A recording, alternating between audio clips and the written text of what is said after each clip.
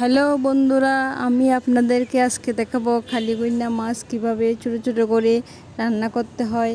আমি এটা কেটে এখন ছোট ছোট করে টুকরো করে রাখছি। এগুলোকে আমি এখন ভেজে রান্না করব। তার জন্য আমি একটু লেবু রস দিয়ে মেখে রাখতেছি যাতে মাছের গন্ধগুলো না হয়। আমি এখন এর মধ্যে হলুদের গুঁড়া দিয়ে দেব, লবণ দিয়ে দেব, তারপর এগুলোকে আমি মেখে ফেলবো। লবণ দিয়ে দিছি, আমি একটু হলুদের গুঁড়ো দিয়ে দিব, দিয়ে মেখে ফেলতেছি।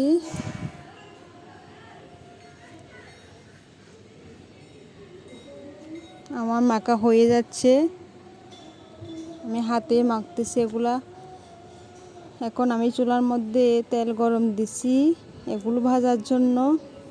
ছোটো ছোটো করে মাছগুলো রান্না করলে সুস্বাদু হয়, খেতেও ভালো লাগে। আমি তেল গরম দিছি চুলার মধ্যে, তেলগুলো গরম হয়ে গেছে, আমি মাছগুলো দিয়ে দিচ্ছি অল্প অল্প করে। আমার ভাজা হয়ে যাচ্ছে মাছগুলা। এখন আমি আলুগুলো ভেজে ফেলবো। এখানে আলুগুলো ভেজে ফেলতেছি, এখানে ছোটো করে আলু দেওয়া হচ্ছে। আলুগুলো ভেজে আমি তুলে রাখবো। হ্যাঁ, আমার ভাজা হয়ে যাচ্ছে।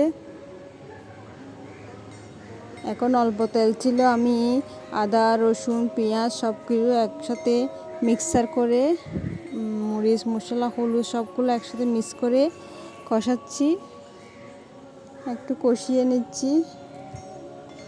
আমার কষানো হয়ে যাচ্ছে, আমি একটু করে ঝোল দিয়ে দিলাম এখানে। তারপর ভেজে রাখা আলুগুলো দিয়ে দিচ্ছি। আলুগুলো দিয়ে দেওয়া হয়ে গেল। এখন আমি এগুলো একটু নাড়াচাড়া করতেছি, ভালো করে কষিয়ে নিচ্ছি। কষানো হয়ে যাচ্ছে, খুব সুন্দর লাগতেছে। ছোটো ছোটো মাছগুলো রান্না করবো আলু দিয়ে। আমি অল্প করে জল দিয়ে দিছি এখানে, দেখেন জলগুলো দেওয়া হয়ে গেল।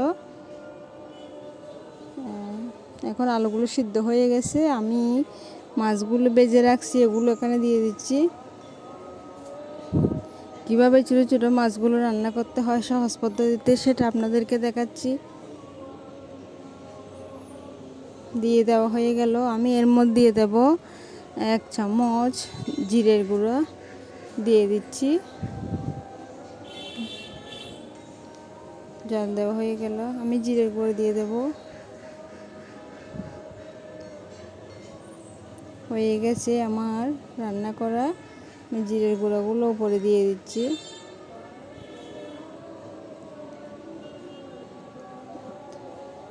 একটু লবণ চেখে দেখব, তারপর আমার রান্নাটা হয়ে গেল।